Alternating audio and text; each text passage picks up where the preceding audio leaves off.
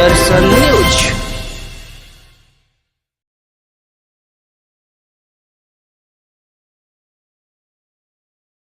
2030 का भारत। 2030 के भारत में हम 3 मुद्दों पर बात कर रहे हैं, गरीबी, भुखमरी और शिक्षा। इन तीनों ही मुद्दों को लेकर हम लगातार नए नए चेहरों से बात करते आ रहे हैं, और आज जो चेहरा हमारे साथ मौजूद है उनके बारे में बता दूं कि वो राष्ट्रीय सिख संगठन के लीडर हैं और राजस्थान हाईकोर्ट के एडवोकेट भी हैं। काफी जाने माने केसेस लड़ चुके हैं और उनका नाम है मिस्टर गुरुचरण सिंह गिल। सर, सबसे पहले तो आपका बहुत बहुत स्वागत है हमारे इस खास कार्यक्रम में।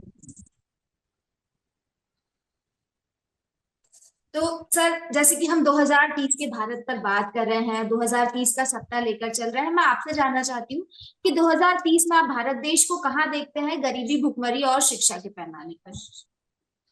ऐसा है, पहले तो जो भारत है वो प्रतीक है हमारी सांस्कृतिक विरासत का, आध्यात्मिक उच्चता का।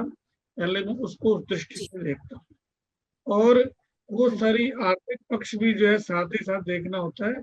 उस नाते हमको विचार करना चाहिए। मैं सोचता हूँ कि जब देश की आजादी की लड़ाई लोग उठ रहे थे, उस समय जो आर्थिक पक्ष ये था कि हमारे देश के जो संसाधन है बहुत ही पुष्ट हैं, अधिक हैं। इसलिए तो भारत सोने की चिड़िया था, संसाधनों के कारण।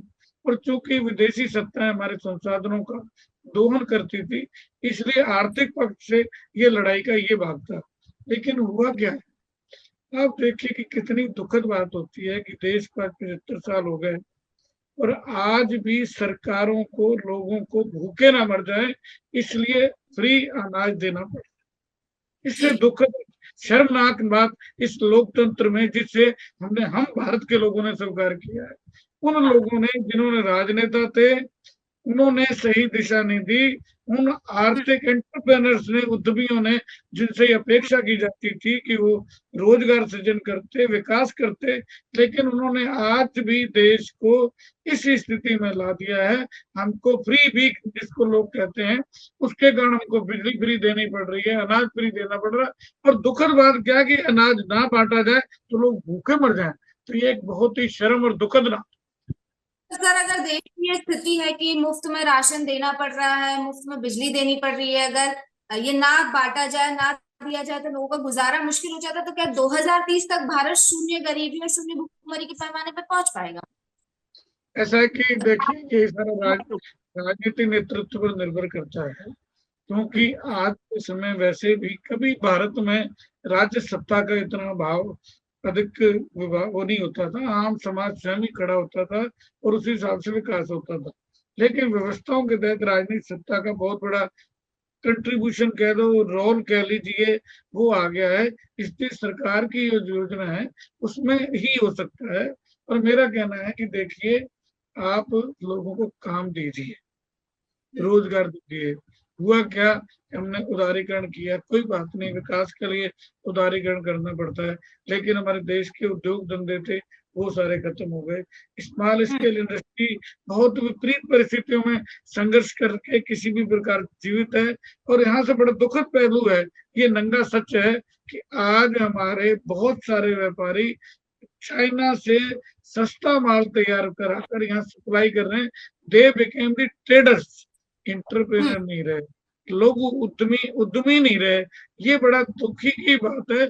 अगर जब तक कारण क्या है कि इन्फ्लेमेशन क्या है, जब हमारा नेशनल उत्पादन हो जाता है तो वास्तव में जो हमारी पूंजी होती है उसकी कीमत डिवेल्यूएशन होता है।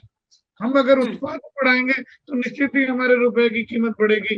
कभी 1947 में $1 और $1 बराबर था, हमने कहाँ चले गए। आज हम स्थिति क्या कि हमको बड़ा खुशी होती है कि 10 पैसे ऐसा खड़ा हो, रुपया खड़ा हो गया। तो ये एक विचार करने की बात है देश के उन लोगों के लिए जिन्होंने नेतृत्व दिया है, चाहे उद्यमी के नाते, प्रशासनिक के नाते। मैं आपको कहना चाहता हूँ कि मैं चूंकि गवर्नमेंट में भी रहा, मुझे लगभग 11वां साल एडिशनल एडवोकेट जनरल के नाते मैं ब्यूरोक्रेट्स को देखता हूँ। संगठन के नाते मैं मजदूर लीडर भी रहा, भारतीय मजदूर संघ का राजस्थान का प्रदेश अध्यक्ष रहा। उस दृष्टि से भी देखा तो मैंने ये देखता हूँ, आम आदमी के नाते भी सोचता हूँ कि वास्तव में आम आदमी की स्तर को बढ़ाने के लिए, उनका जीवन स्तर बढ़ाने के लिए प्रयास नगण्य हुए हैं, बल्कि उनके साथ धोखा दिया जा रहा है उनके नाम हाँ पर। आज क्या कि पहले पाप और पुण्य होते थे, आज हाँ पुण्य के नाम पर भी बहुत सारी कैटेगरी हो गई है। देखने में मैं पुण्य कर रहा हूँ, लेकिन मैं अपना घर भर रहा हूँ। चाहे वो हम्म राजनेता है, चाहे वो हम्म ब्यूरोक्रेट्स है। ब्यूरोक्रेट्स भी स्थिति क्या मैंने देखा, एक बात मैं आपको बताऊं, कोरोना के दौरान मुझे गांव में रहना पड़ा, क्योंकि हम्म डॉक्टर ने मना किया था। मैंने देखा बड़े से बड़ा जमीन वाला व्यक्ति, अगर उसके परिवार में कोई नौकरी नहीं करता है, तो हम्म, आज भी वो पक्के घर में तो आ गया है, लेकिन उसकी कोठी नहीं है। और एक गांव का एक पटवारी जो होता है, अगर एक गांव का चपरासी जो नौकरी करता है, उसका घर हम्म, का पक्का होता है, कोठी होती है, कहाँ से आ गया? इसका मतलब हमारे ही संसाधनों का, जो देश के संसाधन है, हमारे समाज के, भारत के लोगों के संसाधन है, उनको बे तरीके से लूटा जा रहा है, अपना घर भरा जा रहा है। ये भ्रष्टाचार चरम सीमा तक देश के अंदर है, और बड़ी पीड़ा होती है मन में कि ऐसा क्यों हो रहा है। तो मतलब आपकी बातों से तो सर ऐसा लग रहा है कि आप ऐसा कहना चाह रहे हैं कि आज जैसी स्थिति है देश की 2030 तक बेहतर पैमाने पर नहीं पहुंच पाएगा देश। ऐसा है कि आशावादी तो मैं हूँ, तो जीवन में हाँ आशा होता है, मैं नेतृत्व पे अपेक्षा भी करता हूँ।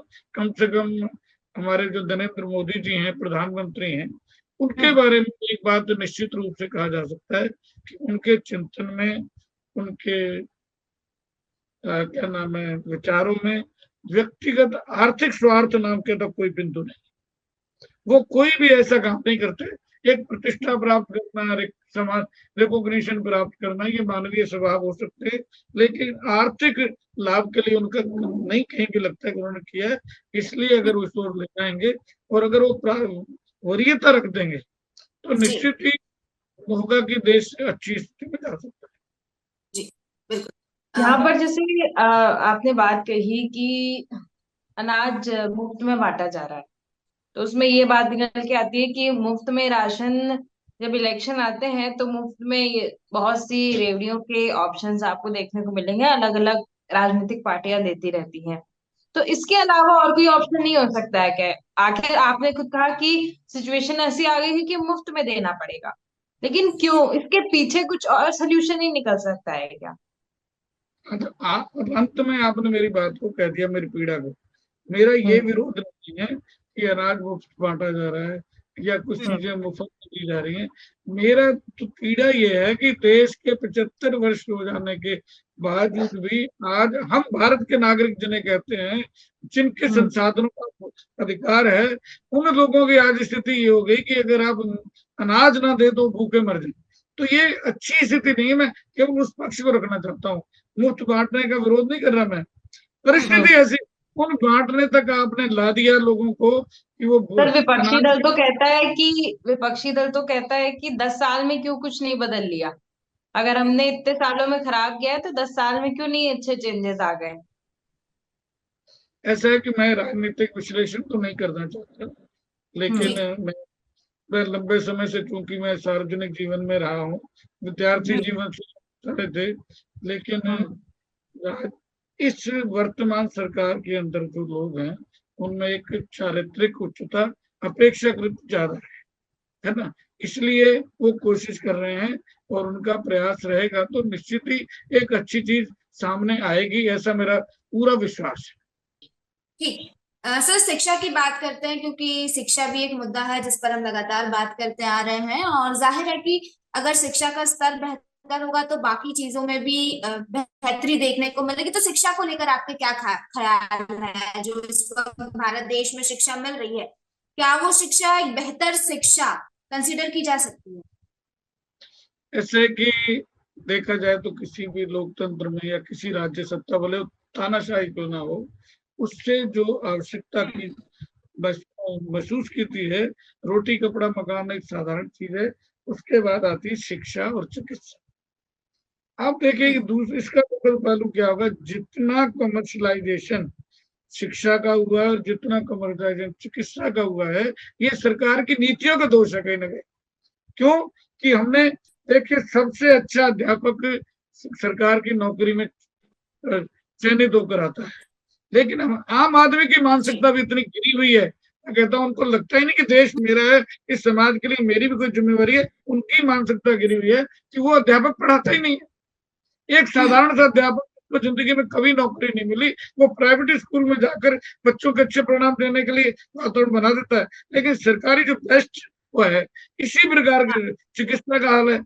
आपने औद्योगिकरण कर दिया, कमर्शियल नहीं, ये औद्योगिकरण हो गया चिकित्सा और शिक्षा का। और लोग पैसा कौन बना रहे हैं, समय नहीं है, नहीं तो मैं सारे आंकड़ों शायद बता सकता हूँ कि किस तरह सरकार की नीतियों का भी दुरुपयोग किया जाता है। अभी मैं आपको बताऊं कि सरकार ने ये योजना बनाई कि इंश्योरेंस करेंगे, पर हो क्या रहा है, इलाज नहीं हो रहा, धंधा हो रहा है। एक व्यक्ति मेरा फ्री इलाज फ्रॉड चलता है, कर रहा है मुझे ये लोग, जानना आईसीयू चाहती भर्ती कर दिया जाता है, हूँ। भर्ती करता है, ओवर हो कर रहा दिया है, जाता है, गरीबी नाम कौन उठा रहे हैं?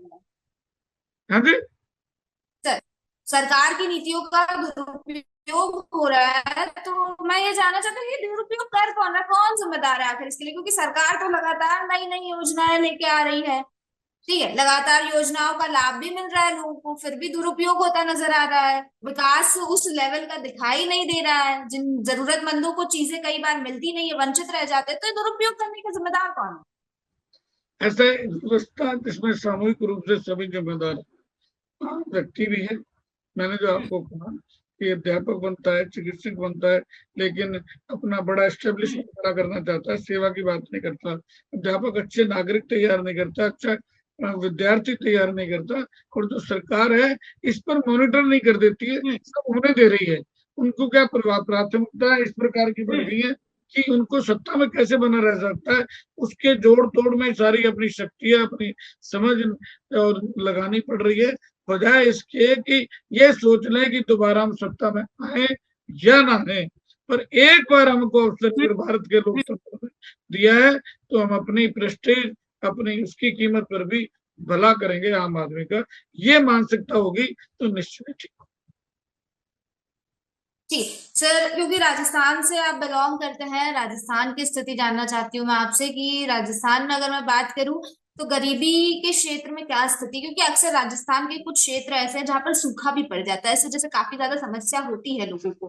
तो वहां क्या स्थिति है? अगर हम 2030 तक देखें तो राजस्थान कहाँ दिखाई देगा हमें? ऐसा ही कभी राजस्थान बीमारू राज्य में होता था, जी लेकिन हमने मैंने कहा ना, मैं मजदूर क्षेत्र में, तो मेरा दूर ग्रामीण क्षेत्र हर राजस्थान के हर हिस्से में जाने का मौका मिलता है। उसमें बहुत विकास हुआ है। एक तो इंफ्रास्ट्रक्चर जो डेवलप हुआ, आप देखिए कि उसके कारण से सड़कों वगैरह से, आवागमन के साधन से देश का विकास होता है, क्योंकि ये नसें हैं खून की, जो अच्छी तरह खून बहता है तो स्वस्थ स्वास्थ्य अच्छा रहता है। दूसरा इसमें ये भी हुआ कि आप देखें कि बिजली की का भी यहाँ अच्छा उत्पादन होता है, हम सारा कर रहे हैं, इसलिए राजस्थान विकास कर रहा है। तीसरी बात यह है कि राजस्थान की जो मानसिकता है ना, वो अति भौतिकवादी नहीं है, इसलिए जो उनके पास है उसको ही तरीके से विचार करके अपने खर्चों को सीमित करके अपने सारे को करते हैं। तो राजस्थान एक अच्छे विकसित राज्य में हो जाएगा। और जिनको भौतिक आकांक्षा है वो लोग कमजोर हो रहे हैं। जैसे पंजाब सबसे बड़ा उदाहरण है, जो सबसे ज्यादा जितनी आय थी, आज दिखावेबाजी के कारण पंजाब जो है ना बहुत गरीब स्थिति में पहुंच गया है। और पहले चूंकि पंजाब में विदेशों से पैसा आता था, इसलिए पता नहीं लगता था। सर, आप कह रहे कि राजस्थान विकास कर रहा है। मैं एक रिपोर्ट पढ़ रही थी, आप भी शायद जानते होंगे। एक रिपोर्ट सामने आई है चाइल्ड ट्रेडिंग के केसेस साउथ राजस्थान में, सदर्न राजस्थान का जो इलाका है, वहाँ चाइल्ड ट्रेडिंग के केसेस बहुत ज्यादा, मतलब पिछले एक साल में लगभग 7 केस है जो ऑफिशियली रिपोर्ट में सामने आया है कि लोग, क्योंकि लोगों के पास पैसा नहीं होता है, गरीबी के चलते मजबूरी में लोग अपने बच्चों को अमीर लोगों को बेच देते हैं। तो अगर ऐसी स्थिति है, तब गरीबी के चलते लोगों को अपने बच्चों को बेचना पड़ रहा है, तो फिर हम क्या समझे? ऐसा मेरा सोचना है कि नैतिकता और गरीबी का आपस में बहुत ज्यादा रिश्ता है। नैतिकता और मानसिक स्थिति है। आप देखिएगा गरीब लोग इतने भ्रष्ट नहीं है, जो पैसे वाले और भ्रष्ट हैं, वो उनको इस तरह के प्रलोभन देकर उनका दोहन करते हैं। वरना आम आदमी ममता की दृष्टि से राजस्थानी लोग अभी भी परंपरावादी हैं। ठीक और हम रिपोर्टेड केस ये रिपोर्टिंग भी एक पॉलिटिक्स है, मैं आपको बताऊं। ये भारत की छवि विदेशों में खराब करने वाले लोग भी हैं, और भी कई कारण है, मैं उसका भी जानता हूँ, विषय समय नहीं है। ये सारी हाईलाइट दूसरी कारण भी होता है।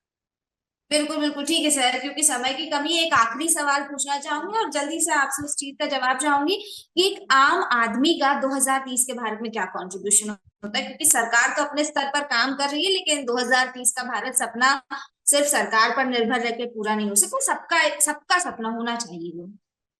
ऐसा ही मेरा सोचना है कि आम आदमी जब समाज के लिए समर्पित नहीं होगा, तो मैं अपना ही प्रूफ बताऊं, मैं हमेशा कुछ बच्चों को गोद लेता हूँ।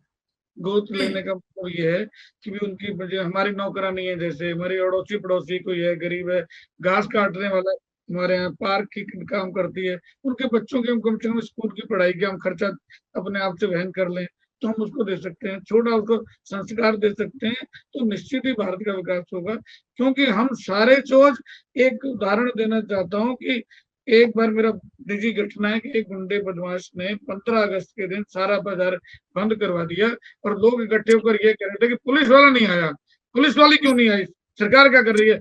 मैंने वो डंडा उसका पकड़ के ना उसको दिखाया, वो भाग गया है? हाँ हम क्या कर रहे हैं ये देखने की बात है। हम क्यों तमाशबीन बने, सरकार से सारी अपेक्षा करें। हम कुछ बच्चों को गोद लें, कुछ बच्चों को आर्थिक स्तर उठाएं, तो निश्चित ही भारत विकसित होगा। तो जब तक नई पीढ़ी आर्थिक रूप से सक्षम नहीं बनेगी, कितने फ्री भी बांटिए, भारत गरीब ही दिखा रहे।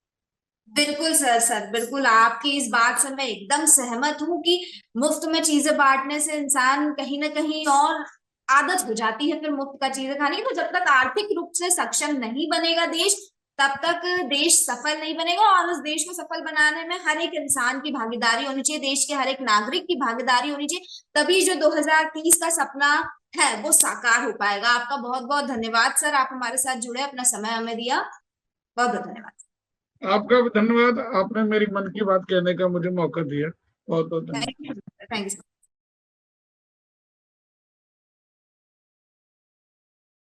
Thank you.